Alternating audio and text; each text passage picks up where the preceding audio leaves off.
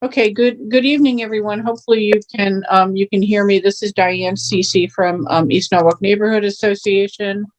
And I think we have a couple of our board members on, Sarah Hunter and George Hensinger.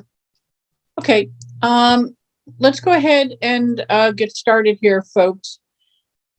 For those of you, hopefully you saw a bit of the agenda in the email newsletter that went out, looking to talk about some opportunities where ENNA needs not only board members, but a whole host of volunteers that can help out, especially for 2023 coming up.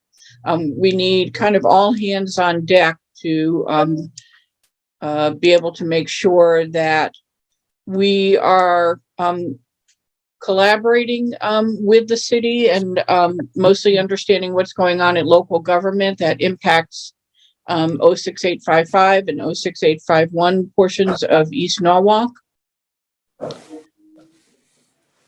And let me just start with a couple of quick announcements here. Again, one, we are recording this. One quick announcement, one of the things that we were going to talk about tonight and then talk about preparing for is the city finally has a draft rewrite of the zoning regulations that actually control zoning throughout the city. I think it's a process that's been in progress for 2 years, maybe a little bit more, but they were just getting ready to do the public presentation of the draft, and it was scheduled for a week from tomorrow on the 29th. And so that's one of the reasons why we didn't cancel our November meeting, was we wanted to be sure that we could get that word out and talk to you a little bit about that.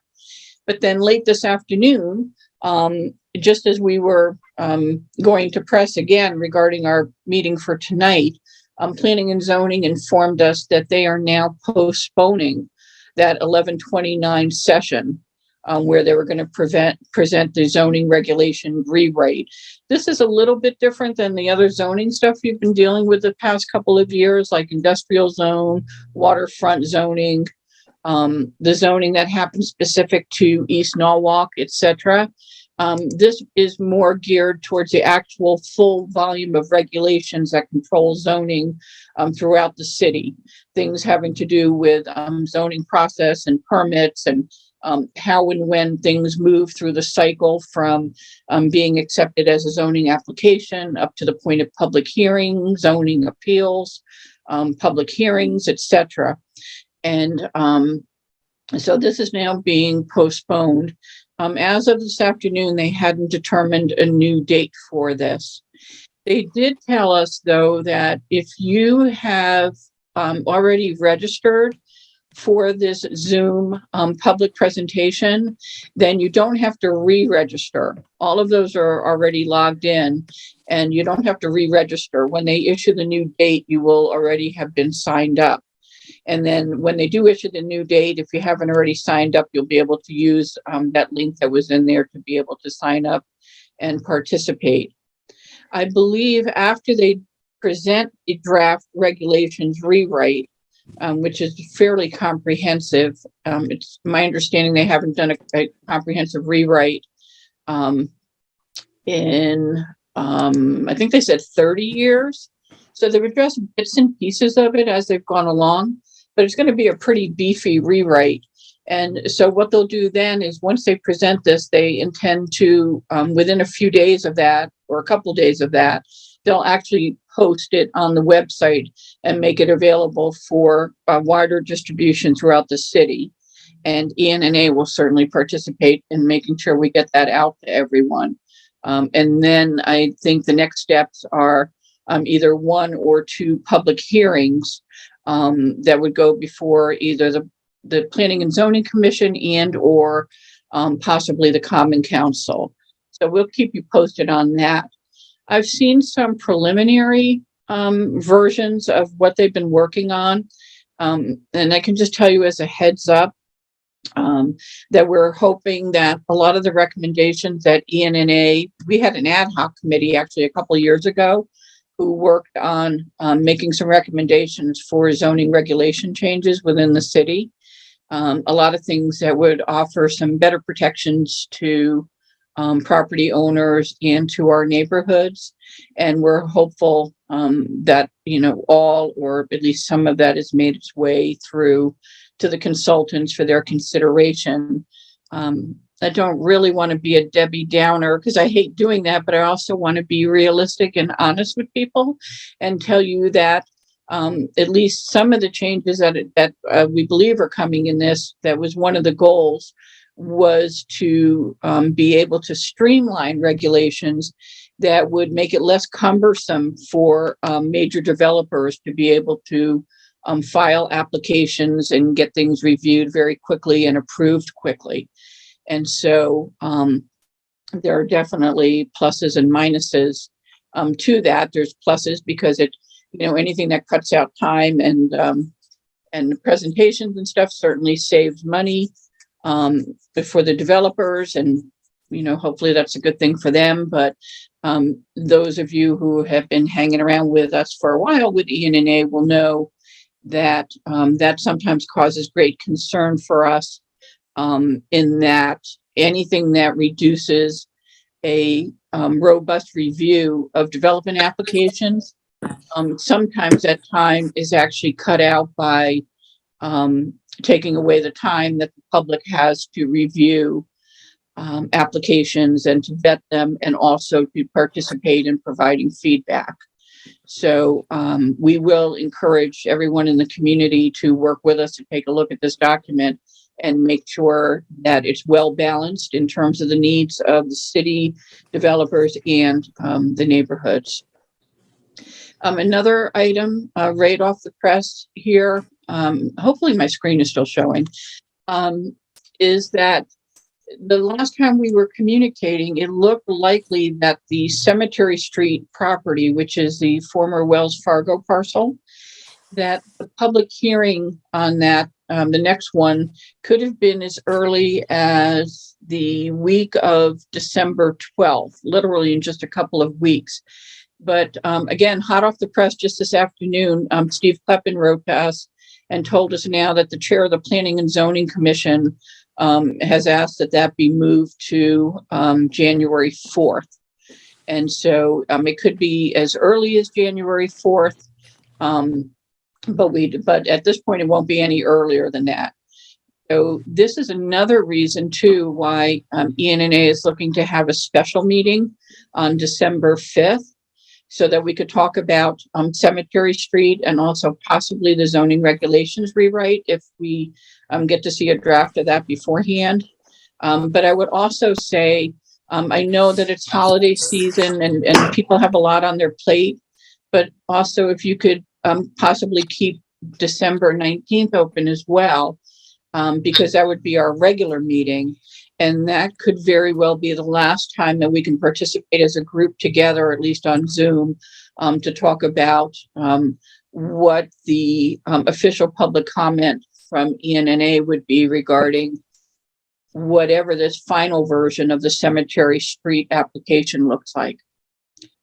This afternoon, I asked Steve Kleppen to ask the chair of Planning and Zoning, Lou Schulman, if he would please consider having the applicant for Cemetery Street make a complete presentation to the Zoning Commission regarding all of the traffic information that still was being vetted by the DOT. So even though they've published this whole voluminous amount of data regarding the traffic on the city website, we think it would be beneficial for not only the public to actually hear the applicants walk us through how traffic is going to work, what the impact is, what the changes are that they're proposing to make Cemetery Street a one-lane road, etc. And we would prefer, and I think everyone on here would agree, that the time not to do that is on the same night as a public hearing, which is actually, at this point, we might assume that not only will they hold the public hearing that night, but it's very possible that the Planning and Zoning Commission will actually vote to approve this application. So we really want to have this date pushed out a bit more and get an additional a full presentation from the applicant, at least in regards to the layout of their property relative to traffic, Cemetery Street, the roundabout, the entrance, the egress, all the same concerns that you all brought up at the prior meetings. Okay, and then tonight we're going to jump ahead here now. If you in our email, you'll see that we are calling for board members again. I don't think she's on tonight, but we recently, Megan McNeil had to tender her resignation on the board because her and her family just very recently moved out of Norwalk. So we thank her for her service. If you're on here, thank you so much. And but unfortunately, it does leave us short with a board member. And ideally, we would like to have an additional 3 to 5 board members so that we have some diversity on the board and really get enough people on the board to represent all the areas of East Norwalk. I'll come back to the chat questions in a second.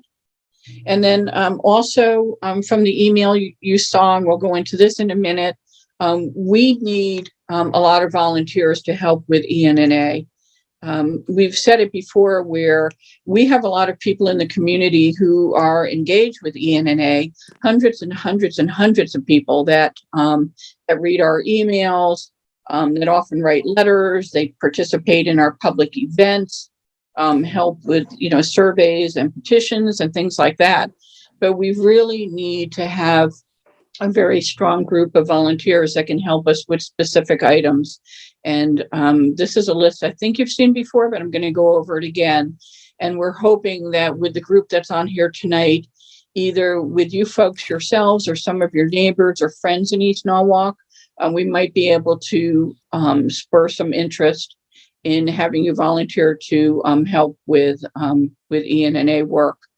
There's a lot to do when you consider that most of the things that we focus on in terms of the quality of life in East Norwalk and maintaining our natural and historic resources has to do with things that are impacted by the city.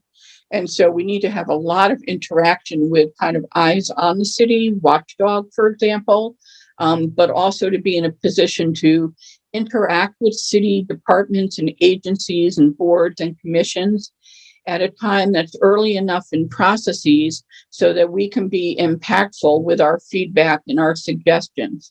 It doesn't really do a lot of good when we don't have people involved with government.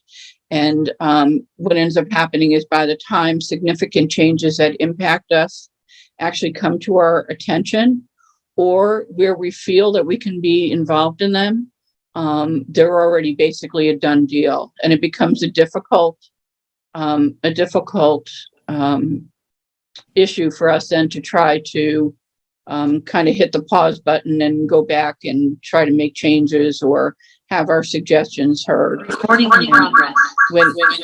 When that happens, unfortunately, it leaves people feeling very disappointed and frustrated. And that's when we tend to have people who then ultimately say, the city's not listening to us anyway, so why should we bother? So our point of view is that if the more proactive we can be in the relationship on the front end with the city, the more productive and constructive that would be on the back end. And that takes volunteers to do it. And then also under new business and also under volunteers, I just wanted to bring to your attention, these are some of the types of things that are going on right now that ENNA really needs folks to step up to kind of be the watchdog on, watch the meetings, attend meetings, report back to ENNA, etc., so that we can be vocal and involved in these initiatives. I'm not going to go into a lot of details on these now, but been posting information on them, and we'll continue to post links to them, and also to be able to direct you to the city website where they post all of their actual YouTube videos of the public meetings. So, for example, there's a major affordable housing initiative going on right now, one of which that involves the actual restructuring as an ordinance for how affordable housing can be encouraged and funded within the city. This is an interesting one because it's the actual codifying of a new procedure. Actually, it's probably not new, but of a new program where the city would be looking to gather funds through development applications that would go into a pool of money, and the pool of money would be used for aspects of affordable housing, either rehabilitation or repairs to existing housing, or helping to fund the building of completely new affordable housing. My takeaway with the affordable housing so far, of what I'm looking at, and I am working with an East Norwalk resident, trying to keep our eyes on this. She's been priceless and valuable in terms of helping me understand this. But this is one of these cases, not unusual, where I'm feeling like I have more questions than answers. And this affordable housing ordinance is either just about to be approved or possibly has already been approved. And so that should always give us kind of a little bit of cause for concern when we look at something and we feel we have more questions than answers. And another thing that folks should always be concerned about is if we have the type of questions that we all feel that the people representing us on these commissions, committees, agencies, and boards, that they're not actually asking those questions. And sometimes we don't really have a good means of communicating with them to share our concern about what types of questions they should be asking. So that's one example. Another example is one of the items we shared, I think, in September about the city undertaking for the second time now in 4 years, what they hope to be a very robust relook at the charter of the city and actually revise it so it's more up to date with the times in terms of how the city is run. The charter is what actually dictates everything about running the city, from city government and council and departments and agencies, authorities, etc.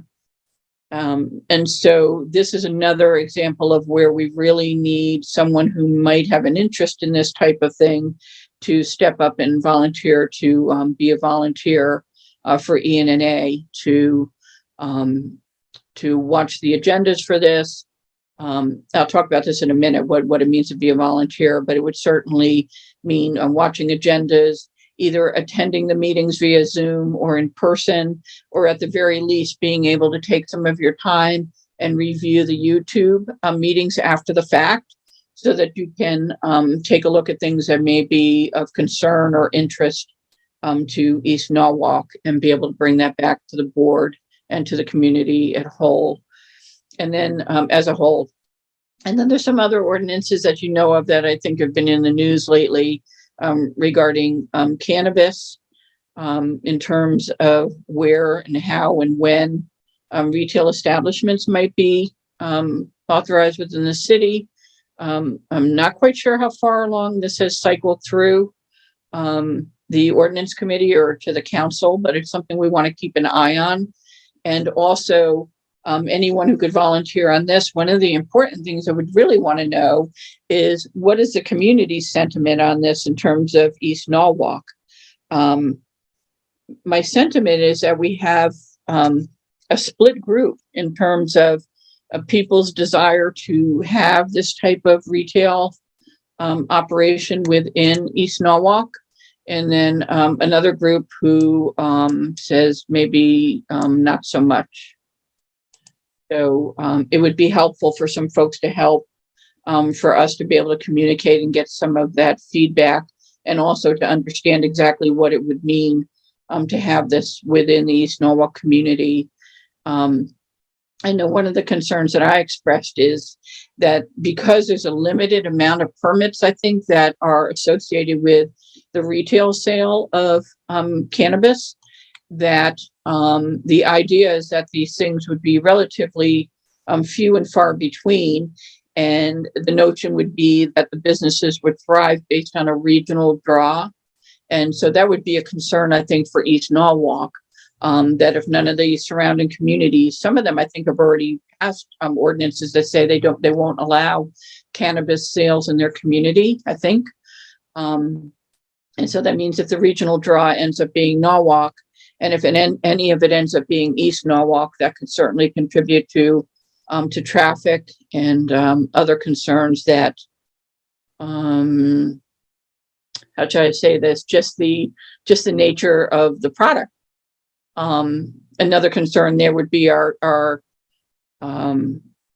proximity to the highway, because anything that's a regional draw tends to be higher capacity for traffic and clientele if it's easy on, easy off on the highway.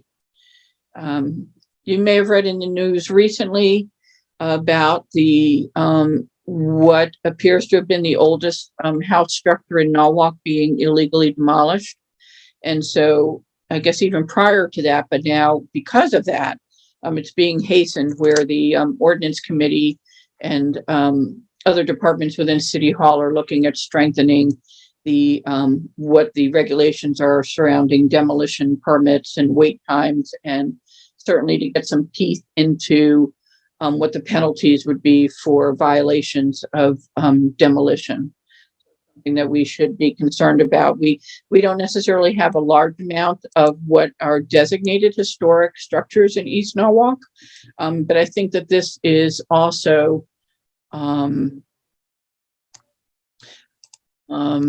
I think this is something that really impacts our community as a whole in terms of historic preservation, either from the age of a structure, the historic significance of it, or the architectural significance of it.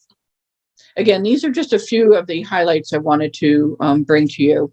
And then in terms of old business, just a quick update that many of you probably know that the industrial zone changes for all intent and purposes are approved and done. Despite our best efforts on your behalf, many of the objectionable uses for industrial zone that we wanted removed out of East Norwalk entirely didn't end up getting removed. And of course, we're very disappointed with that. There probably won't be another bite at the apple for something like this for a long time to come. And it leaves us vulnerable within our community, not only in East Norwalk proper, along Route 136 and the center, kind of the center of the village of East Norwalk along the railroad tracks will be highly vulnerable to objectionable uses for scale and use and size in industrial uses. But many of you on here, I think, as I saw some names coming up, would be interested to know that the protections we asked for Norton Place, none of those were really considered either. With the change to Industrial 2, there were several objectionable uses that were taken out altogether, but many of the ones that we're concerned with, including large warehousing, commercial vehicle maintenance and storage, etc., those all still remain. And the most important part of this is that our 2-year plea for the city to impose a moratorium on special permits within the Norton Place parcels also wasn't, not only wasn't it approved, it wasn't even considered. And so we're very disappointed over that.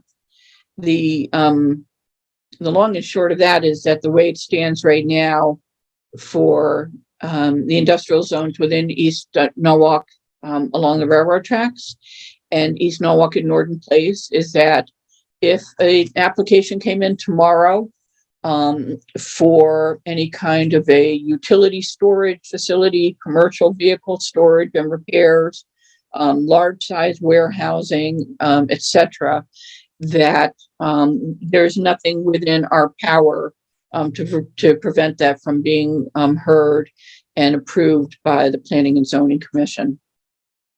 Some of them would be via special permit. I don't want to go into it right now, but I think most of you on here know that the special permit criteria that the zoning commission has to consider, those 13 special considerations don't really do a whole lot to protect us, and we've seen a number of examples of that. Okay, Cemetery Street, I've already mentioned, is possible coming up for an actual full public hearing and possible approval on January 4th. Again, probably not the best time. I think a lot of people are still away on vacation after the holidays there, but I know the city will contend that if we wait for the absolute best time to do any of this, it will never get done. And we certainly can appreciate that as well.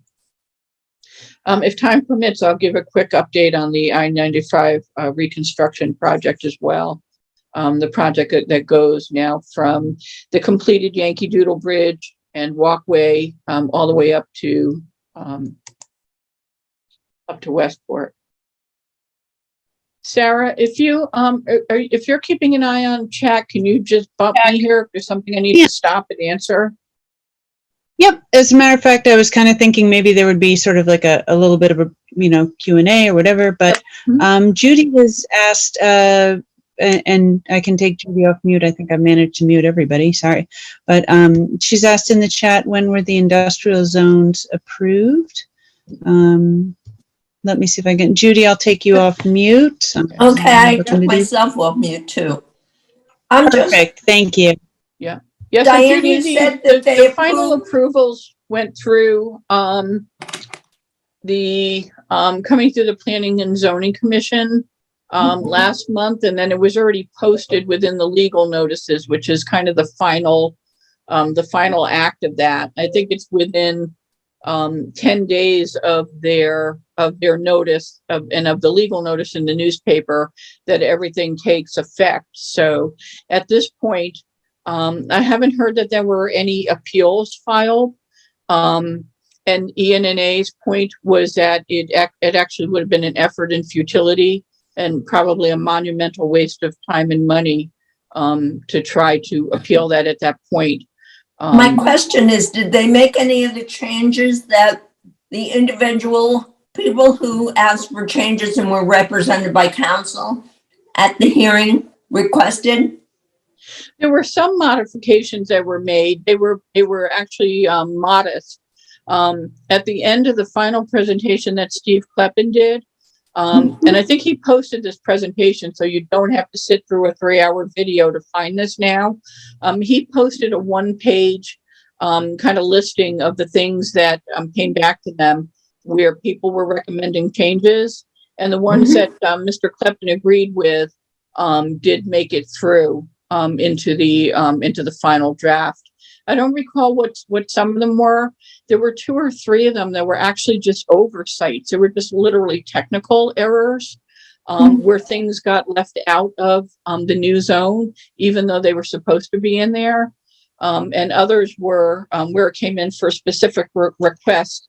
A couple of them, Judy, had to do with marina activity. I know that for sure. Right. But I can actually post the final minutes and documents so people can take a look at that.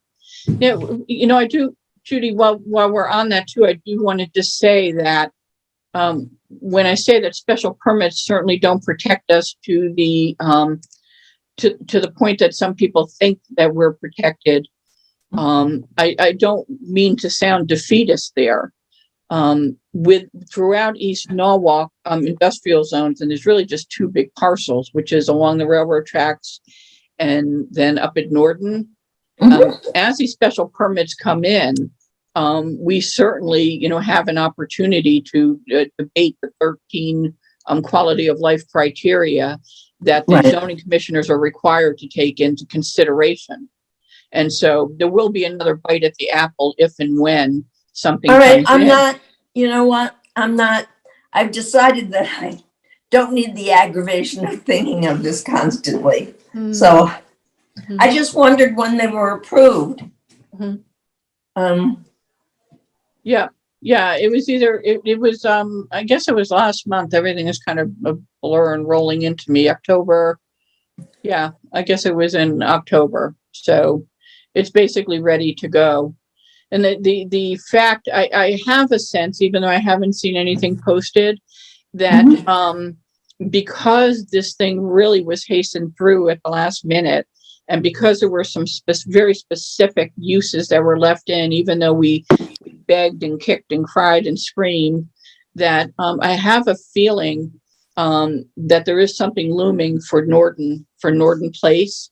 In fact, Steve Kleppen alluded to that, that he would be looking at working with the landowner's attorney there and the landowner themselves to now define what it is that they were looking to put there.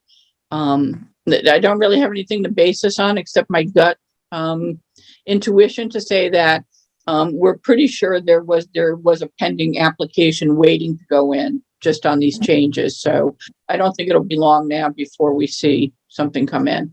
And then also, I just another kind of just education piece real quick is when it comes to special permits and those 13 special considerations that the commissioners have to take into account. When they take those things into account, mostly it's so that they can see if they can address a community concern simply by imposing enough conditions on the application to try and address that concern.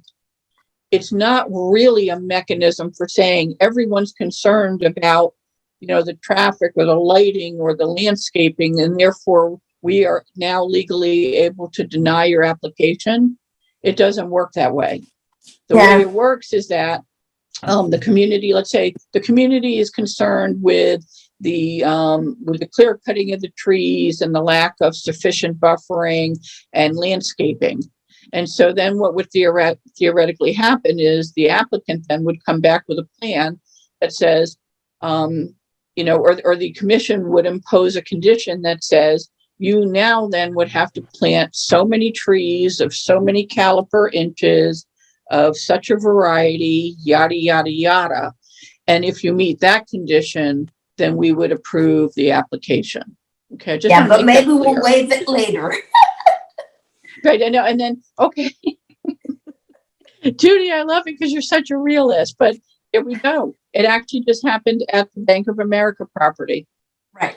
Two things that were taken into consideration as conditions actually were just determined by the zoning commission to be fairly minor. One was having to do with lighting. I forget what the other one was, but it's almost like I don't want to sound too cynical, but it's almost like a wink, wink. We'll go ahead and do this and then just come back in 6 months when you're, almost done with your project, and we'll go ahead and approve a change. So thanks, Judy, for keeping it real there. All right. It's just thinking about the commission, why this is all happening in addition to other things. I mean, those poor commissioners, God, on the planning and zoning board. I mean, they combined the two boards and they were already working like, dogs in unpaid positions, and I can't. Well, I think part of it was that it actually, in the end, it was actually going to reduce some of the meetings. I forget how the actual iteration of that worked out, but Steve walked them through it. And if it did add meetings, it would be just a nominal amount of meetings. But the goal of doing that, and it was no secret because Steve Kleppen mentioned it in public numerous times, that a major component of that decision was to streamline the time and cost involved for the developer. So it really didn't have anything to do with the best interests of the city or the community. Combining them literally meant that in many cases with these large scale developments, that the developer only really had to make 1 or 2 presentations versus 2 or 4. And as you know, with major developments, time and presentations are money because it's just continuous rack up of costs with presentation materials. But not only that, with their experts and their land use attorneys, which those fees are can be extraordinary. Yes, I know lawyers don't come cheap. Yep. Yes, personally. Okay, so Get on another with the quick rest. thing that I wanted to bring up, and we can come back at the end, Judy, before we close up the meeting, if you have some more comments. I just want to get through some of this. Yeah. I did want to say at our September meeting, speaking of volunteers, I just wanted to leave this same slide up that we had, because there were two things that were really kind of weighing on folks in terms of some things we were concerned with then, and that we continue to hear from residents that they're very concerned about, and yet we didn't really get a response from the community of people willing to help. And so one of them is the fact that the mayor continues to kind of dig in his heels on this decision that the public meetings will only be via Zoom versus hybrid. And yet we see all kinds of other community activities where people are meeting and they're in rooms and they're holding forums and design charrettes and all kinds of other things. So we had asked if any residents would volunteer to lead the effort to try to come up with a position statement that we could hopefully persuade him, not necessarily to go to 100% public meetings. The goal would be that all public meetings would be hybrid. And so the community members could decide for themselves for any given meeting or all meetings, am I able to actually drive to City Hall and participate? Or am I able to participate and watch and talk on Zoom? And then presumably would always stay where the things were recorded, which we never had before.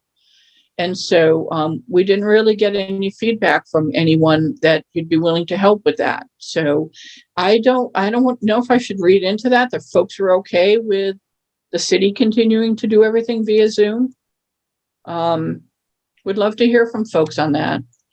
And then the second thing was that with the charter revision, because the city's charter actually dictates how everything in the city is run, right down to how the common council is formed, how many people are on it, what their role is, how many representatives per district. It dictates all of the commissions, things like our Planning and Zoning Commission, how many people are on there, what areas they represent. There probably would be a question about whether or not people think that Planning and Zoning Commissioner should be an elected position versus an appointment by the mayor, all kinds of things. And so at the last meeting, we had asked what role, if any, we should play in monitoring and then contributing to that.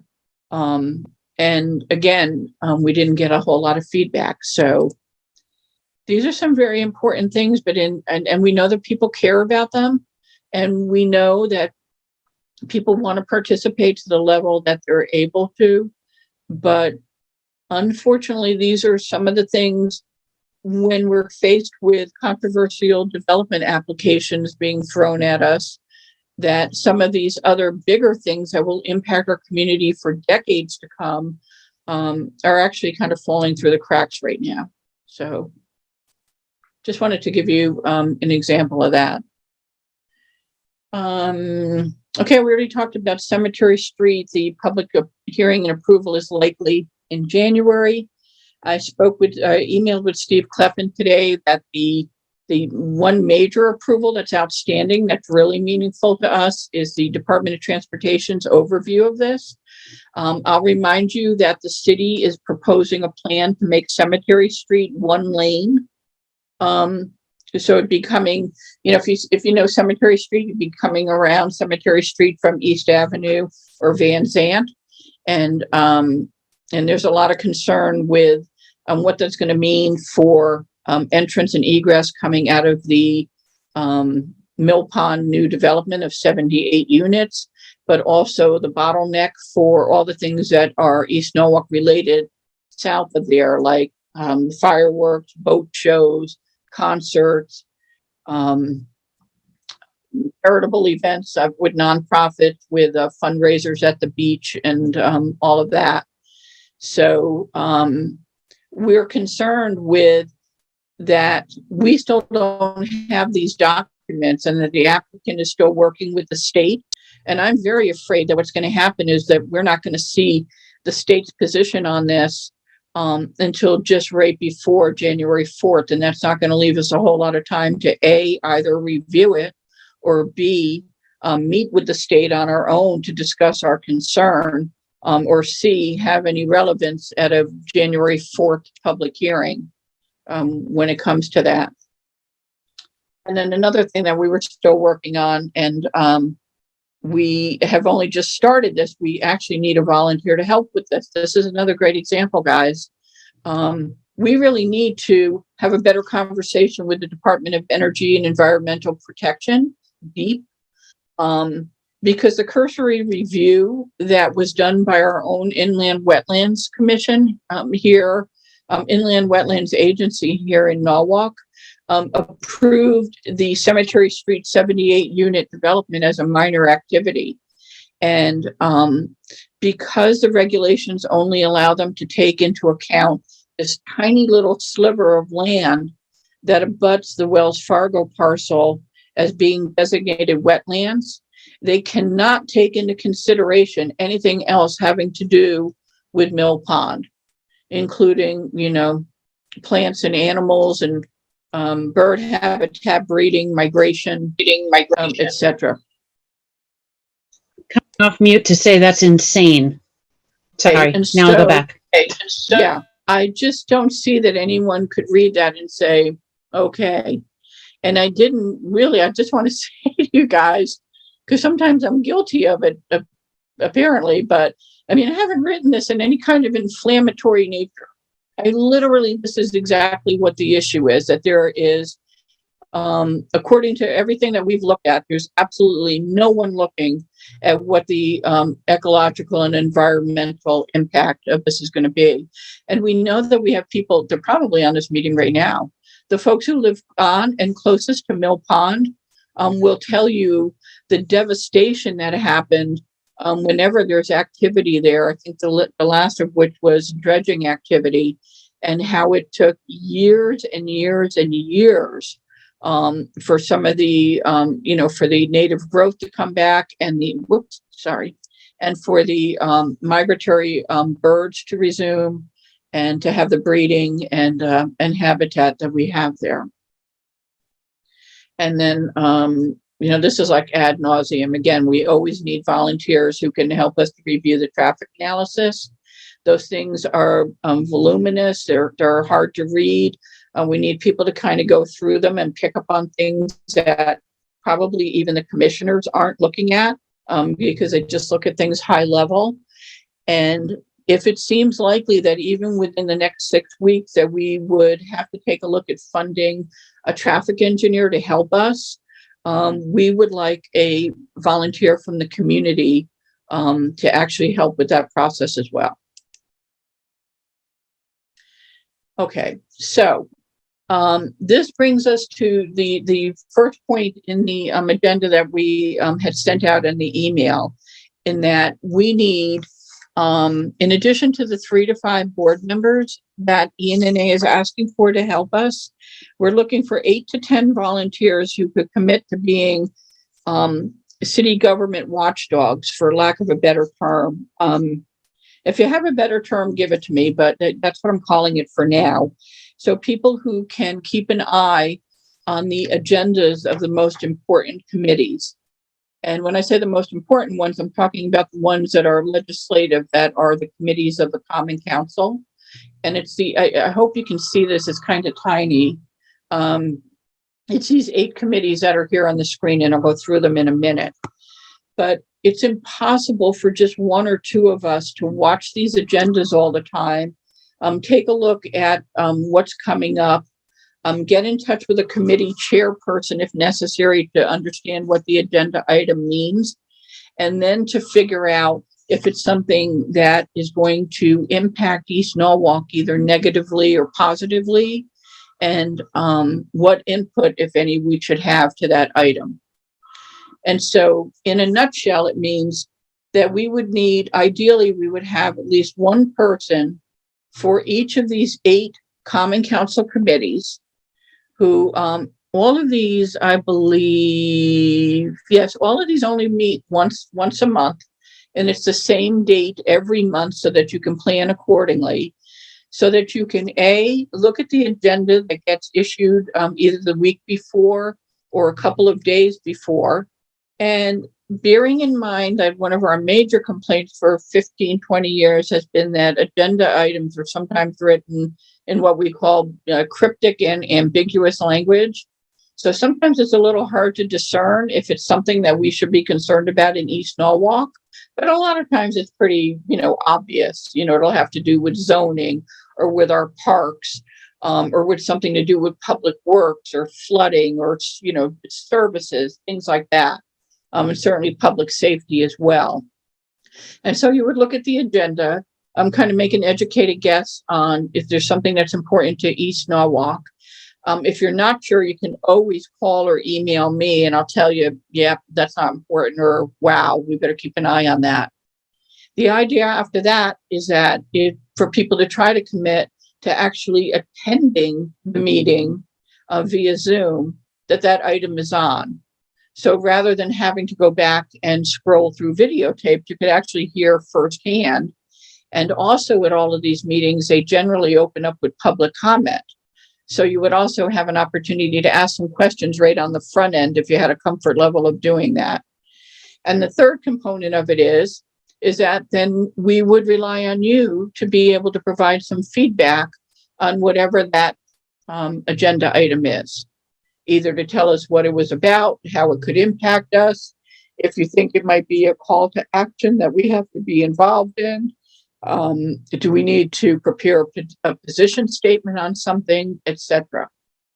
And so, again, ideally, we'd be looking at 8 people. But the reality of that is that we're really looking at the ones that most impact our quality of life, which would be public works, recreation and parks, ordinances, which have to do with regulations and enforcement. Of course, public safety, which for some reason they group that in with general government. I'll never really understand that.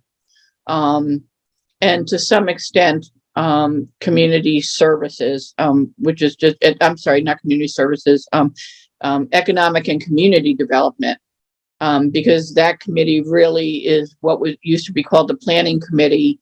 And that's the thing that really impacts planning throughout the city, but also is the liaison to planning and zoning and economic development. And as you know, the past few years, East Norwalk has kind of been the bullseye for some of those. Okay. Sure. Oh, yeah. And Nicole, hi. I'm so glad you're on here. If you're still on here. Hi. Yeah. If you would, I'll come back to Hendrix. I don't want to ever put someone on the spot because I know what that does to me. But can we just put you on the spot to give a quick update of where it stands, like whatever you just typed here? Sure. It's okay. How are you? Good. Yes, good. No, I just was saying in the meeting we were talking, going back to the affordable housing ordinance. I believe it's still being drafted at this time. They really haven't completed anything. And the ad hoc affordable committee normally meets on the last Thursday of the month. So it's going to be Thanksgiving. So I doubt that they're going to have anything this month. But what I found out today is that it needs to go, once they do their draft, it needs to go to the ordinance committee to make any revisions. And I think at that point, they're going to do some public, hearings. And then it will get, the final draft will go to the common council. So there's an opportunity to see what's going on with that, yeah. But I don't think the ad hoc committee, don't quote me, but I don't know if they're going to meet this month anyway. But I haven't heard of them rescheduling. So that was it. That's all I wanted to let you know. Thank you so much. No, I appreciate that, because at least we know we have a little bit of leeway there. And I know that you have been watching and participating and providing feedback to them on your own, which is great. And also some, expressing some of the concerns that are with this so far. This is a good opportunity now that Nicole just brought this up as well, is to say that in addition to these common council committees, which all the members of those are actually your common council members, the 15 common council members who make up the full council. There's no regular citizens on here, of course. But in addition to all of these, then there are also commissions, ad hoc committees, agencies, boards, authorities, etc. And so there's, even beyond this, there's a number of opportunities for people to participate. It would have been nice to have an ENNA member who's very active in ENNA actually sit on the ad hoc committee for that or participate, but we're grateful to Nicole that she's watching that. I see another hand up. I will say on that, I know, and Nicole, I think that you raised this point as well, because I think you shared the same concern that I shared for ENNA, is that there was somewhere in that draft ordinance that they suggested that the control of the funds and the ultimate distribution of these funds to encourage repair and replacement and new development of affordable housing was going to be controlled solely by the Director of Planning and Zoning, which is Steve Kleppen. And I think that we've raised some concerns over that just because of the potential, I don't want to call it a conflict of interest, but obviously if you have someone who's dealing closely with developers, I think that there needs to be kind of a third impartial, unbiased party that's looking really at how best these funds can be used. But I know there was a bunch of other items there too. So thanks for the update and hopefully keeping us posted. Maybe we can get another volunteer or two. It's going to be a very important component in East Norwalk, you guys, and I'll just remind you why. When the city passed the East Avenue Village Transit Zone, EVTZ, part of the giveaway there is the addition of 10% affordable housing as a trade-off for some mostly irrelevant bonus points as public amenities. And so anything now having to do with affordable housing, we want to keep a close eye on. But also one of the main things we want to talk about, and I think almost all of us agree on this, is that we don't consider affordable housing to be luxury, market rate, overpriced apartments. So I think the city either needs to commit to affordable housing as we would all define it, and certainly not be putting an opportunity to give money to deep-pocketed developers to put up housing where you get several units that are not actually even affordable. They're workforce housing, which is very expensive. And then the rest of their units are exorbitantly priced luxury units. Okay, so on this screen, and I'm not going to walk you through this, and I think I only got to the point where I was able to copy and paste A through H. What I'm showing you here is, in addition to the Common Council committees that we were just looking at, the city also has a ton. Some of these are active, but inactive, but mostly are active. The city has a ton of different types of commissions and boards and ad hoc task force that are working on all kinds of things related to the city itself, and many of which impact our quality of life.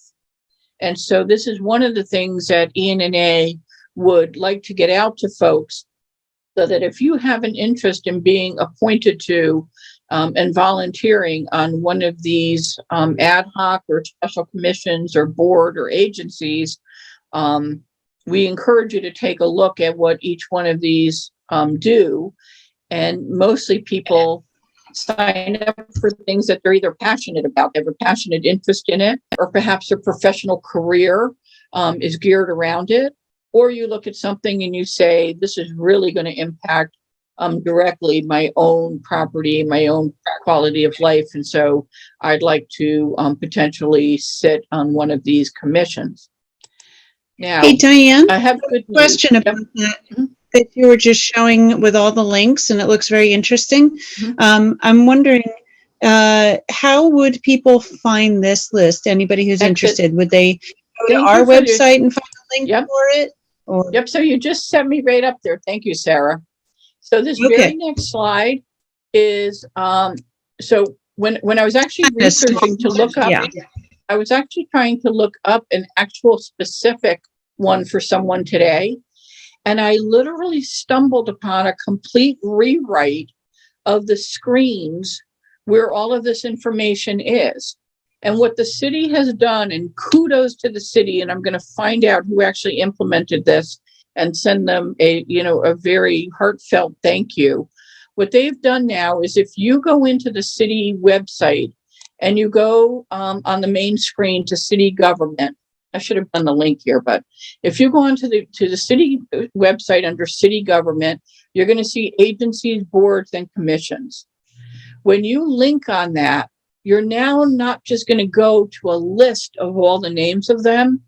You're going to come to a page that looks like this, that actually has the name of each one of them. Applicable, it has the name of it, the board, agency, commission, or authority, when they meet, and how often they meet and when they meet, the number of members that sit on it, and what the terms are. So if you're interested in anything, for example, say you're interested in conservation and inland wetlands, you would take a look at the Conservation Commission. They meet the second Tuesday and the fourth Tuesday of each month. They have 7 regular members and 3 alternates, and that can be explained at a later date, but for essentially there are 10 people involved. Staff always is a city employee is always staffed every one of these, by the way. And terms are generally 5 years for a regular member. And then I think I left this clickable. So let's take a look at conservation, just as an example.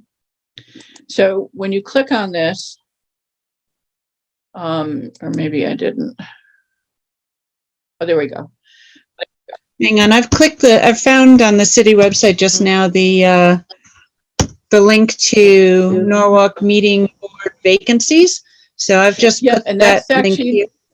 Yep, and that's actually the next slide that I have, Sarah. Oh, okay, I was trying to put the Okay, links for thank anybody you. who's interested here. At least we know that we're on the same page here, which is good.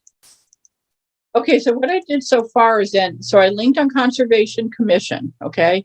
And what the city has done now, we've never really had this before, like in one screen. It tells you just a little blip about what the commission does and how they act on regulatory items. It tells you whether the meeting is Zoom only or hybrid or in person. I guess everything is Zoom right now. About the membership, the city employee who is staff person to the commission, when they meet, the term, and the regulatory source through the state statutes that gives the city authorization to have this commission. It also now in one place, which we've never had before, gives you the most recent agenda. You can view all their agendas, the most recent minutes, and view all of the minutes. And so this is just a monumental change for ease of use for people to go. The next thing that it shows you is all the current members of that commission, their party affiliation, when their term expires, where they live in Norwalk. And I think it's supposed to be there, the district letter, but I'm not seeing it there. And it would also tell you whether or not there is a vacancy. It also gives you a little bit more information about the oversight and what they do. And then the links are right here to the actual minutes and everything as well. Okay, so then if I go back to this screen, when you come back to the first screen where it's boards and commission, this is what Sarah was just pointing out. Never before have we had on the website, or if it was there, we never found it, where you could go to one place and take a look at vacant memberships. So you would click on that. Can everybody still see this okay? I hope. I can see it, but it's very tiny on my view. And so Okay. I don't know if anybody else knows this. They can zoom in and see it closer if they want to here. And I think probably on the recording, you could probably go back and zoom in, but Right. I don't know And if then- everybody knows that in this meeting, they could zoom in tighter if they wanted to, or they could go to the links that I posted in the chat and see the same thing. Thanks, Sarah. And we'll post these links as well, through our through our newsletter. So what they've done here, which Sarah was just talking about, which again, I just stumbled on tonight. I'm so happy to see this. I actually had a resident call me and say, I'm interested in serving on one of the commissions based on your email. And I told him that I was going to try to find out about the vacancies and all that. And I had to kind of dance around looking for all of it while he was on the phone. And after we hung up, lo and behold, I came across this, which, it's always great when the city is doing these really great improvements to the website that help mere mortals like, residents. But it would also be nice if they let us know that they've done this so that we know it's out there. So in terms of the vacant list, so now not only do you see if there's a vacancy on a specific board, if you happen to be on that screen, but now you can see a list of all the vacancies on all the commissions. So for example, Bike Walk Commission has a vacancy, and it tells you a little bit about their meeting dates, etc. The Commission on the Status of Women, the Ethics Board has an opening, Historical Commission, Library Board. They go on and on and on. But then here's another really great thing, you guys, and I hope folks will take advantage of this as well. At the bottom of the screen, you can either scan this QR code or you can click and you can actually go, I think that's a typo, not bank pen. You can click there to actually start the process to apply for one of these positions. And so almost all of these positions are I think actually literally all of them actually are appointed by the mayor and approved by the Common Council. So what you want to do is you want to be able to get an application in or a letter along with your resume and to the mayor and do one of two things. Either say, I have an interest in serving the city. I'm not sure in what capacity. I have an interest in the following board, commission, agencies, or authorities, but I'd like you to consider me for wherever you think I would provide the most value as service to the city. Or you can send one in for a specific board or commission for a position and literally just say, I would like to be considered for one of the upcoming vacancies, if there are any, say, on the Planning and Zoning Commission. And even though your professional resume, they do like to see that, it may have little or nothing to do with whatever qualifications they're looking for in these positions. Certainly in your cover letter, you would be able to elaborate what you think you bring to it and why you would be a good addition and why you have an interest in serving. So very excited about being able to see that. I just want to mention one more thing about it. If you click into it, you don't have to, Diane. I'm just telling anybody who's interested.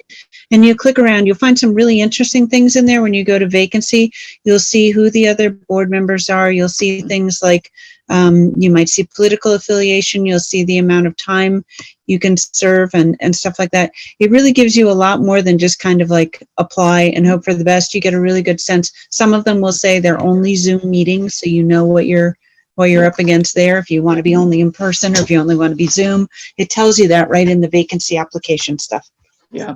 And another thing It's that all it in does there. on the screen, it also tells you who the city employee is that is staffed to that commission.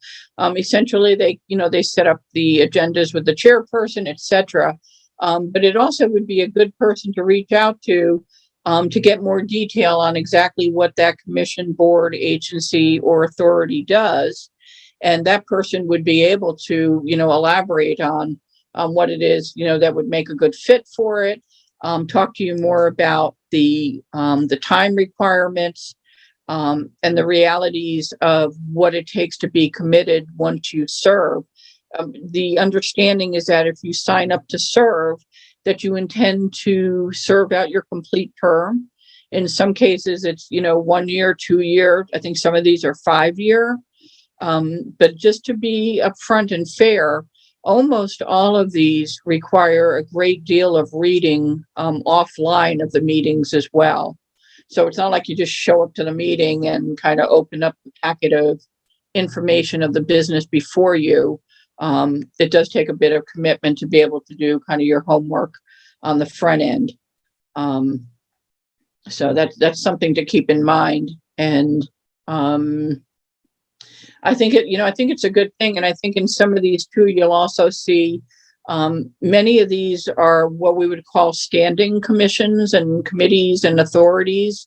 I mean, they're basically within the city charter and they operate kind of forever. And then you'll see other ones that are noted as ad hoc. And literally they're just meant to be, for a period in time to address a particular area or interest or concern, or something, legislative that maybe have to be considered by something that, that the state is asking us to look at. Okay, we're just about out of time, and I do want us to still open it up for chat and some questions and comments, and hopefully answer some questions that will spur people to volunteer to help ENNA. We really, I'm not, exaggerating it when I say that we really need help. And going into 2023, I don't want to cry wolf, but I think we've made the appeal a number of times. But if we're not able to get people that are willing to volunteer to help us, either on a regular basis or as needed, or with a particular skill or service that you can help us with, then, we just don't know about the future of trying to continue to, not only to kind of defend East Norwalk, which is, our whack-a-mole stance that we've been in for 5 to 7 years, but to move beyond that and start to get into some programs where we can really look at improving East Norwalk and work as a group to really make, all kinds of improvements over here for our quality of life. So the last thing I want to bring up is what somebody brought up before about I-95 reconstruction. And so what was supposed to happen back in September is State Senator Bob Duff was supposed to coordinate an on-site meeting with himself and city staff and DOT staff, with the neighbors that live closest there on Hendricks and that area, and also ENNA and the newly formed City Hall Neighborhood Association. And so we kept inquiring in it, and I don't know why things may have fallen through the cracks. I am hopeful that it has nothing to do with any kind of politics with this stuff, but we'll certainly get an answer on that. But the City Hall neighborhood folks wrote back to us that apparently there was a brief meeting that Senator Duff and the DOT attended with neighbors.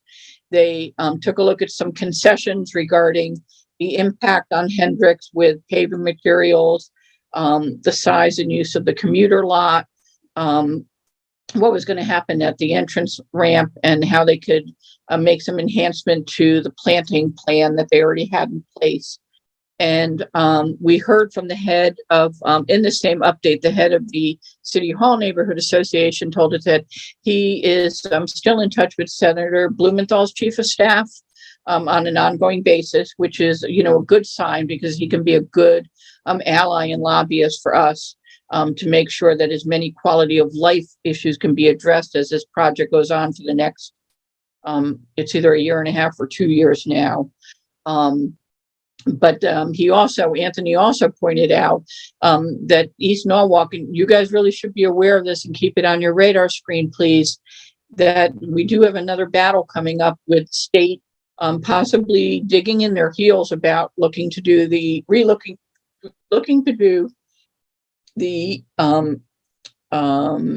exit 16 interchange.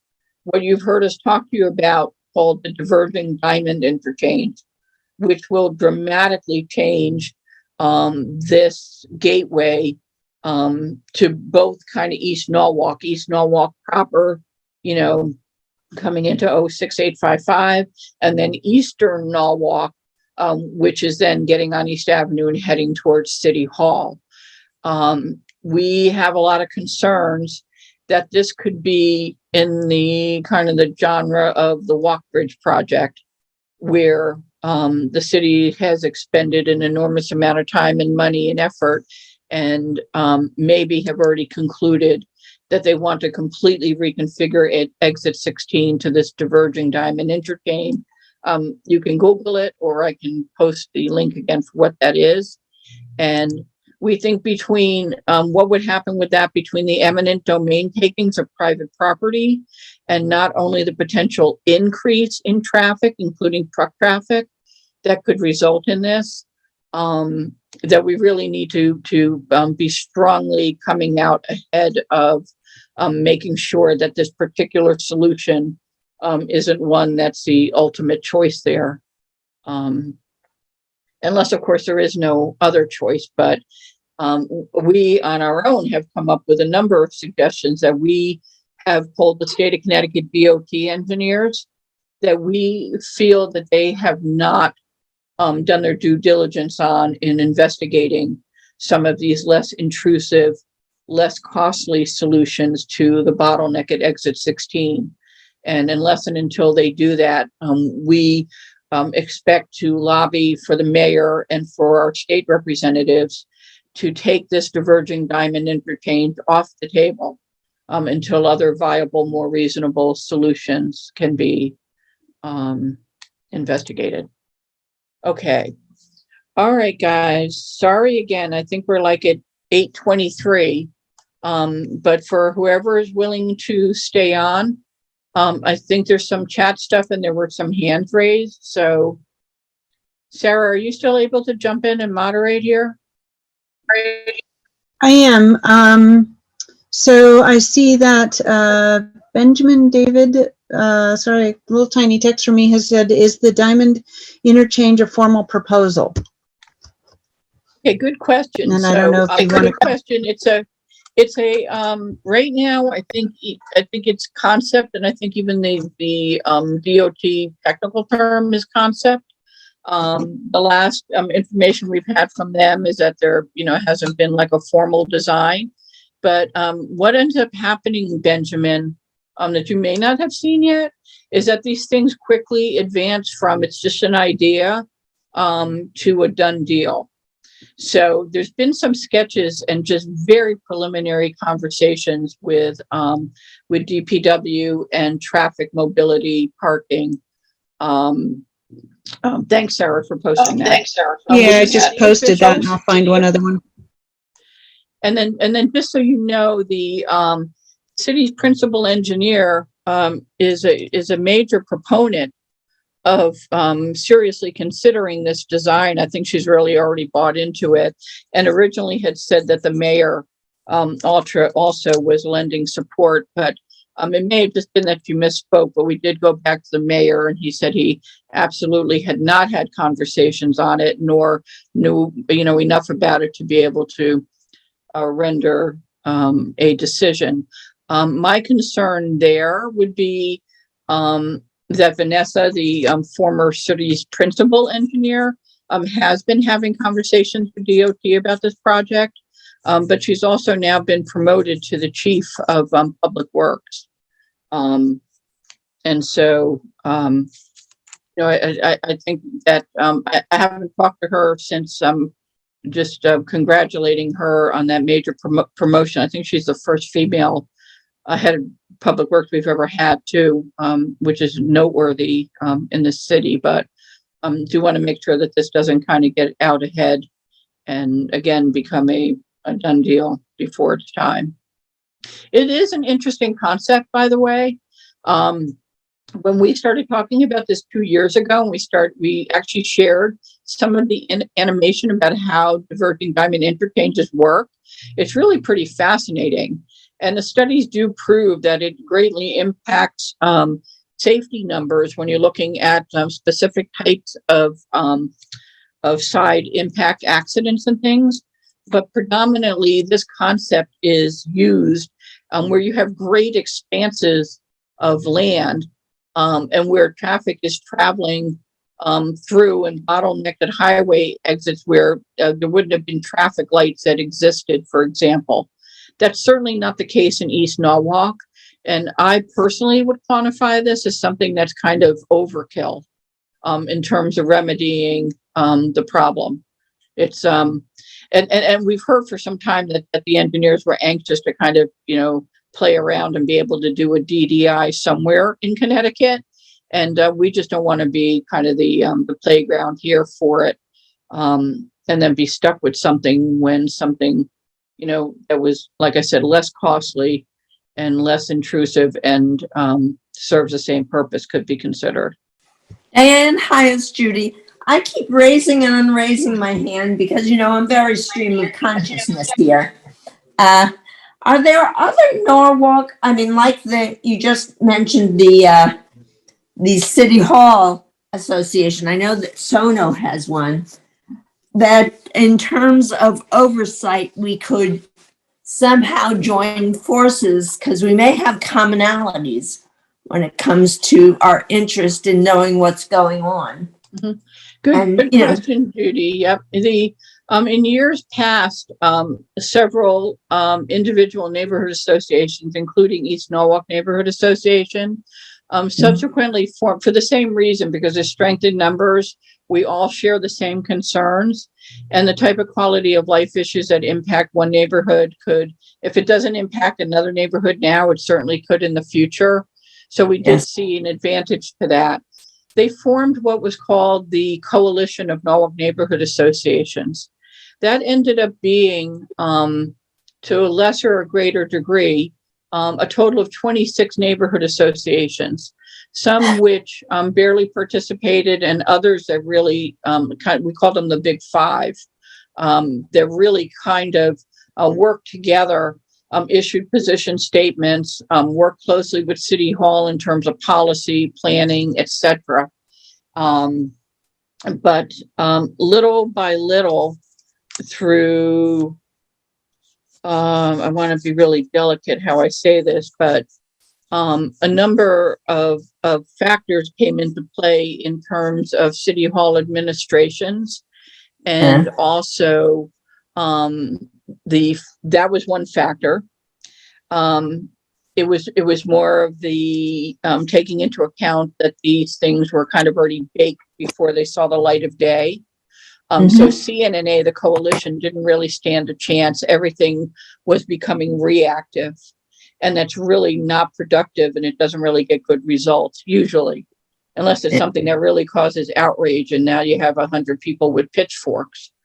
But the other thing that happened is, over a period of time, and then finally into the pandemic, we found the erosion of the individual neighborhood associations maintaining robust, caring, active membership. And some of that started with having to do with economic factors. As we've gone through these economic swings, we found people that literally, for all the right reasons, had to be more concerned with whether they could pay their mortgage. Folks who were now, I think they call it the sandwich generation. They have fairly young kids who are still in the school program, but also caring for aging parents. Yes. So we had all of these things. It was kind of just the planets just kind of misaligned and came together. And we found that the strength within the individual neighborhood associations was dwindling. And that included the big, kind of the big 4 or 5, what we were talking about before. And so little by little, and then with the pandemic, it just kind of fizzled out. The coalition, I think, still exists. They started to shift their focus over to taking a look at concerns that all the neighborhoods still shared, and bringing people from the city in to conduct forums and debates and public information sessions that people found really helpful. And there were 2 or 3 of those that were really well attended. I can't recall the topics right now. I know one had to do with finances and taxes and things, and then the pandemic hit. And so that kind of put the kibosh on everything. But yes, there was one at one point. They should be resurrected. I recently wrote to one of the leaders of CNNA and said, kind of what is the status? And as we're moving out of the pandemic and maybe hopefully can get beyond some of these new economic factors that we're facing, maybe can rejuvenate CNNA, because there's certainly strength in numbers.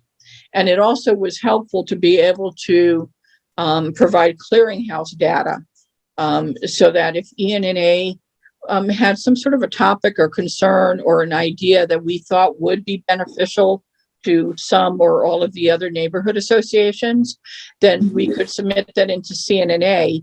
They controlled the master list of the main contacts for the leadership of the associations, but also had developed a pretty decent email list of individuals as well. So I hope to see it resurrected, Judy.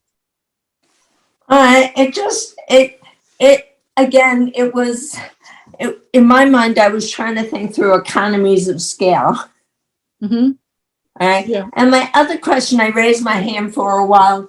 Does the city always use the same people for the traffic studies? Yeah, so two things on that, and I'll answer a question too from Sarah too while we're doing that. The PowerPoint, are you talking about our PowerPoint being posted?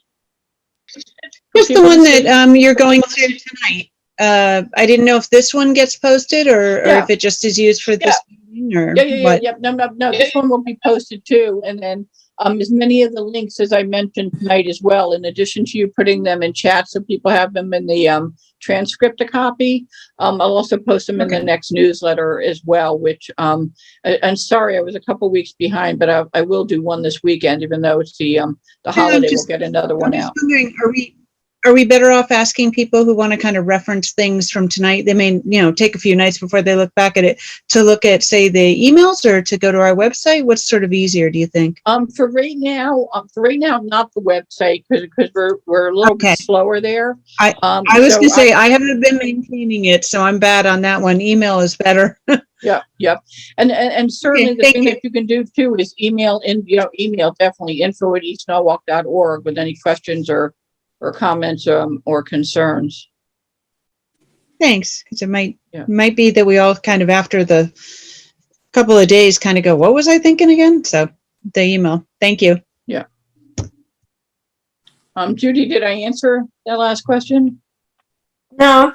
Does the city always use the same firm or whatever for their traffic studies? Okay, yeah. So two things with traffic studies. I'm glad you asked this because this is kind of fascinating.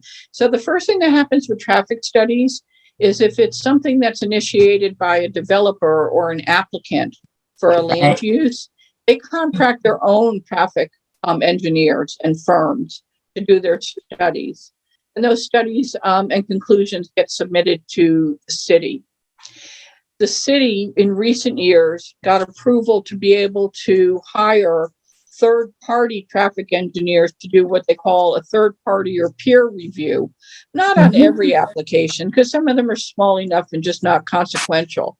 But on the larger ones, the commission, the chair and the commission will give permission then to engage a third-party peer consultant. I believe Steve Kleppen was able to, I think the way it's set up is that they have 3 rotating traffic engineering firms that they can go to. The important thing I think people should know about that is that when a third-party peer review is required, the city can insist on it and then they engage that particular consultant, but we don't pay for it. We make the applicant pay for it. So they have to pay for the third-party review, but we get to pick the third-party reviewer. And I don't know if it ends sort of a big conflict of interest there also. Yeah. Well, yeah, I mean, to some extent, folks have even said, they're thick as thieves because they all know one another. But presumably the thing is that, it has to be kind of an unbiased third party. And I think that some of them are ones that then don't I'd have to ask Steve this, Judy, actually. I think it may be that if they are in the third party peer review list, that I don't think that I think they have to recuse themselves from being a consultant on a separate application. All right. That's a good question. I would ask Steve that for that very reason that you just spoke about, because the whole Well, thing I is was kind just incestuous. interested if there's any way when they're doing their traffic study, if like residents could sort of submit concerns to them to look Yes. at from a traffic point of view. Yes, and in fact, people do that all the time. But I can tell you that it's the same as just about everything else with planning and zoning. All communication technically should go through planning and zoning staff. So what you do is you submit comments, questions, concerns to Steve Kleppen, and then he funnels it either to the commission, to his own staff, to the applicant, or to the applicant's expert, with all of them on copy. Yeah. But because they all need to be able to see the same thing, that's an important component of the legality of zoning regulations, because they're all legal decisions that are guided by state statute. All the parties have to have visibility to all the communication. And some people, actually some residents, were surprised by this because maybe we didn't tell them. But, when there's a public hearing or any application, and you folks send an email in, either, to the mayor or to Steve Kleppen or anyone, those emails and those communications become public record. Anyone can see them, and they can be posted anywhere. And when you send them in, if it is a pending application, your communication is automatically shared with the applicant themselves. So, for example, let's say Cemetery Street, if you were to send in some questions, concerns, or suggestions versus regarding the Wells Fargo, when those go into Steve Kleppen, they also get shared with Adam Blank, the applicant's attorney, the applicant, the zoning chair, and I think that's it. I'm just curious. I want to make another point too, because this is one of the things that did come up tonight with the volunteers. In addition to looking for the volunteers who can represent ENNA, I did put in I was trying to be funny. I hope it didn't come off as facetious in my email yesterday, that ENNA would love to see 1 to, a limitless amount of people within East Norwalk who would be willing to run for elected public office. So even though we're a 501c3 and we're prohibited from anything doing, to do with politics or lobbying or campaigning or supporting and all that, one of the things that we can do is encourage people within our own community to seek public office. And when you go through and take a look at some of these agencies and, commissions and stuff, you'll see that 06855 is, woefully underrepresented. And so, I don't want to say that it's naive, but when someone serves on a board or a commission or an agency or an authority, which are the 4 types of bodies that kind of govern, theoretically, they're supposed to represent the interest of everyone in the city, all the residents and all the stakeholders. But what ends up happening, and maybe it's human nature, is, of course, people are going to look to make sure that they're representing the area that they live in and the neighbors that that they represent there. And so what ends up happening is when we don't have very many 06855 representatives or 06851 that live very close to East Norwalk proper, we really feel, especially with land use decisions, that our best interests haven't really been taken into account when we really need it to be. So it would help to not only have volunteers for all of these volunteer commissions and boards, but for also people to consider actually running for elected office, which would include common council and mayors and things like that. And another thing too, I think people, a lot of people still didn't understand that our planning and zoning commissioners, unlike other towns and cities in some other towns and cities in Connecticut, they are not elected positions.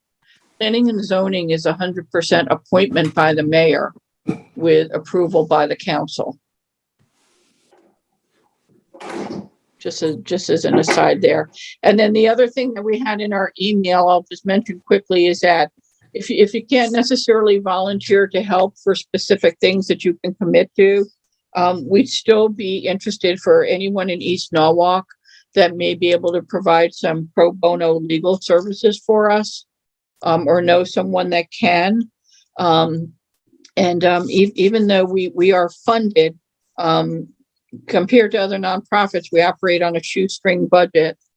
We hope to have a fairly decent infusion soon. We do ask you to keep us in your thoughts come, the end of the year, nonprofit charitable giving if you can. But also if you own a business or work for a business that may be able to provide some in-kind services as well, that would be helpful in terms of things like supplies, signage, or any kind of professional services that could be donated to help us. And then the one thing that I had at the bottom in that little agenda mix in the bottom of that little blurb, and I didn't put it there because it's unimportant, but I did put it there because we have so many major quality of life things that we need to work on in East Norwalk as all these zoning changes hit us.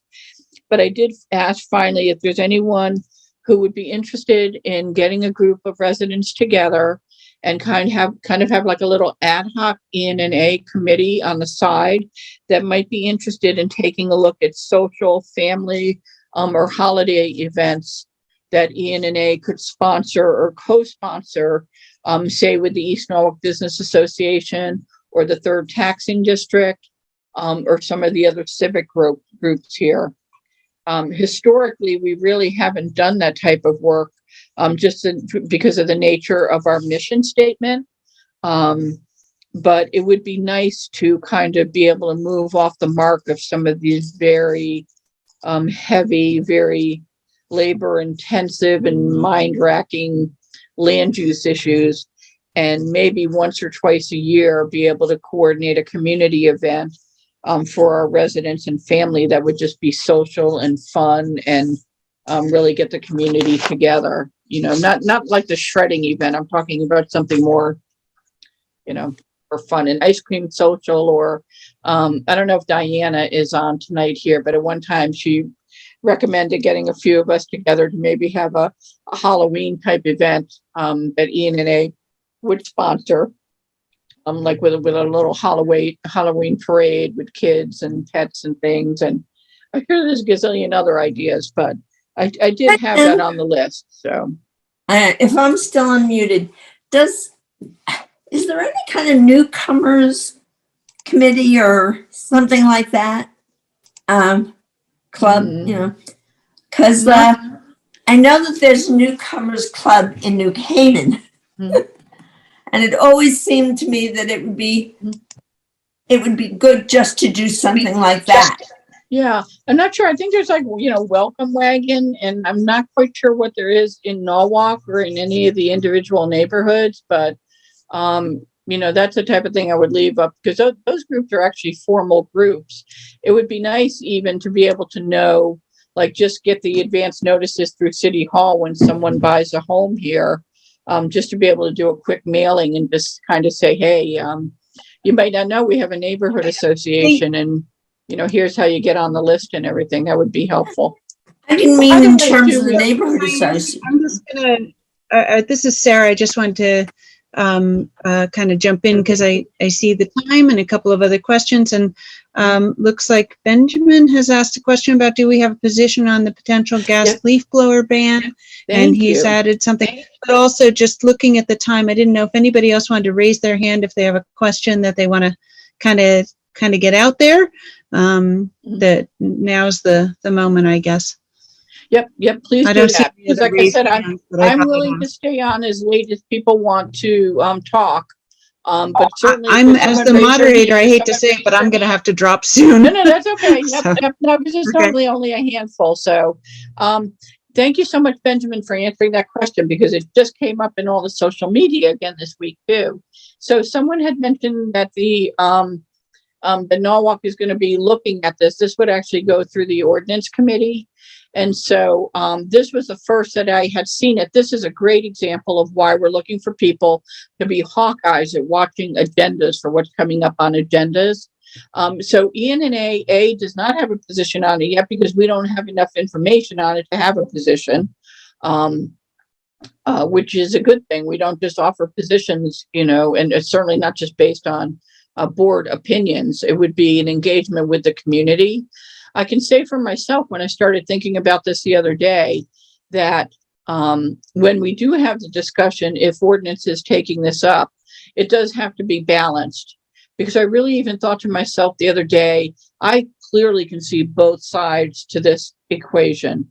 I'm one of these people that drives me nuts. I work from home now. I hear these things going, and whenever we're talking about any kind of noise, it becomes, once you hear it, you can't unhear it.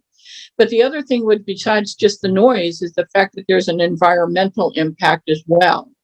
The flip side of it is people are, of course, talking about the fact that while people may want this and have kind of a feel-good, immediate impact for environmental issues with gas blower ban, is that there could be an enormous cost to the service providers that they would either have to bear to change over their equipment or pass on to consumers, and that could raise some backlash. And typically what Norwalk does, I'm not saying it's good or bad, but they'll kind of watch and wait and see what other communities are doing. They'll take a look at best practice as well. They tend to look at best practices only within Connecticut. I wish they would expand that a little bit more, but they'll probably start to watch what Westport and other communities are doing. And then they also have to be cognizant of the fact that you can't really do anything in a community kind of ordinance wise. I'm making a generalization, but for the most part, you can only do and legislate things in a community that you are granted the authority to do by a state statute. And so I think some of this is probably going to be something, and I haven't looked at it yet, but I think it'll be something too, where there has to be some empowering state statute that would allow us to do it. And then people would need to consider the alternative. Are you talking about electric power? Because that's another, that brings on another concern with electric use, but also, for example, these, I have a super quiet but very powerful blower that's one of these lithium battery things. And, maybe you can talk to us about that, Patrick, but I don't think there's anything environmentally nice about this thing, just looking at it. So the short answer is nope, I haven't taken a position and we won't until we look at this. I would love if you wanted to volunteer and again, I don't want to be one of these people that says, because you asked the question, you should own this thing. I don't like when that happens, but if you have an interest in this and want to volunteer to help us kind of digest it and follow it through and understand it, it probably has a big enough impact in East Norwalk that we might take a formal position on it, either on that alone or if it becomes part of a bigger initiative. We don't always write a formal position statement on everything, by the way. They happen very rarely. They tend to be things that are of really long-term, far-reaching impacts on the community, and something that we feel has to be incorporated into the text of whatever the city used to reach their own conclusion, if that makes sense. And I'm going to add something there, Diane, to the thing about position statements, because obviously I've been hanging out with you for a long time on this ENNA stuff. We generally don't do anything until we get lots of sort of input and feedback from different people. a position statement that we take is kind of a amalgamation of what all we hear from people and inputs that we can gather. So I don't know, I guess maybe everybody realizes that, but I just thought I'd state it. Yeah, and And some can be please as agree simple with as me if you don't see it just the a few same way. paragraphs, but we've done position statements in the past that have been, pages long that really go into the history of an item, how things have changed, the pros and cons, recommending kind of,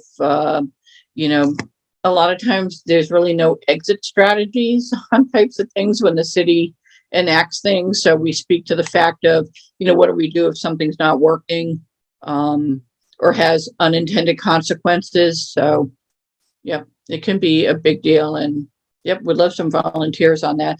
The other part of volunteering is that it really helps if you're working with a couple of people in terms of concept, but you get one or two people that it can actually draft the position. Because if we can at least get a draft that then comes through the board, it makes the rest of the process a little bit easier too. Okay. Every time I hang up from our meetings, I take a look at my paperwork and I think of like 5 more things like, oh my gosh, I forgot to say all of this. So I'll just kind of close the way I always do if no one else is raising their hand or in chat to say, I'll bring up the next meetings here too, that if I think of something afterwards that was important or something comes up on the radar screen, we try to communicate those through the emails. So keep an eye on those. Oh, okay. I did just think of something else too.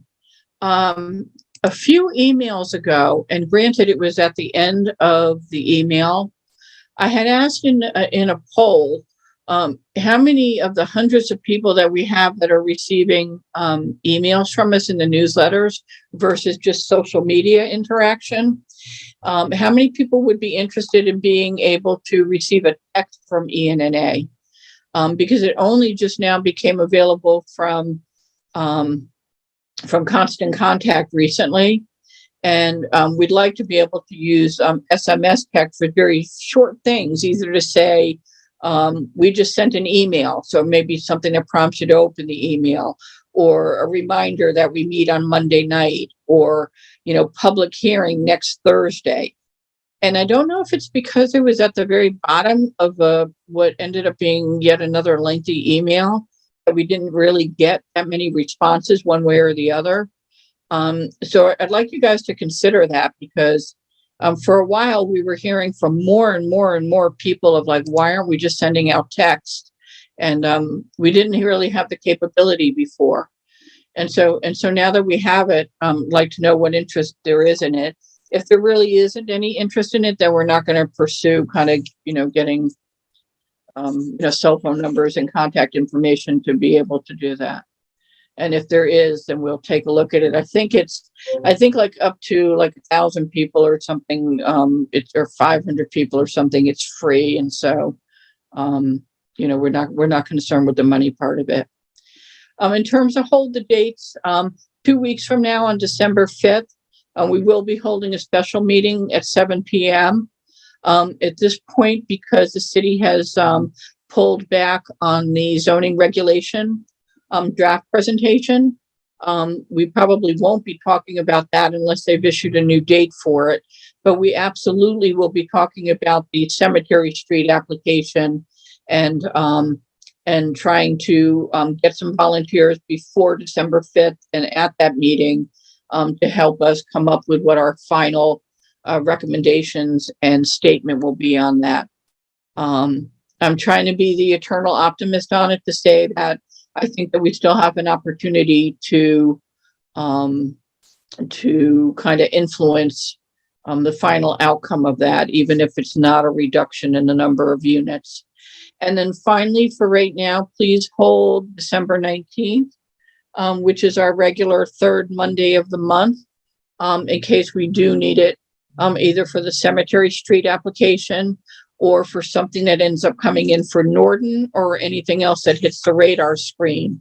If it doesn't seem like we need it, obviously we'll cancel it, because we always want to be respectful of your time. Okay. And I gotta make sure that we copy the transcript to, Sarah. If you can help me with that, because I think I lost it last time, that would be great from the chat. I think that it's in there if you're still on, and if not, I'll try to get it. And on behalf of our board, we certainly wish you and all your families a happy, healthy Thanksgiving holiday and weekend. And you too. Thank you. And Have some time away from ENNA. thanks, I will. I will get a little turkey time and some downtime. Thanks, Judy. And Bye. thank you to everyone who can communicate back with us. And please, if you can't volunteer, if you can find someone to help us, we really need it. And we appreciate you reading our materials, staying informed, and attending the meetings when you can. And we're hoping still that at some point now in 2023, that we'll be back meeting in person. And our goal would be to have the funding and the volunteers to be able to do hybrid for that. So thank you all. Thank you, Nicole. Thank you to your guests here. Appreciate that. The more the merrier. And feel free afterwards to be able to either visit our website. We've had some glitches with that, but we'll be updating it shortly. And in the meantime, please feel free to email us at info@eastnorwalk.org.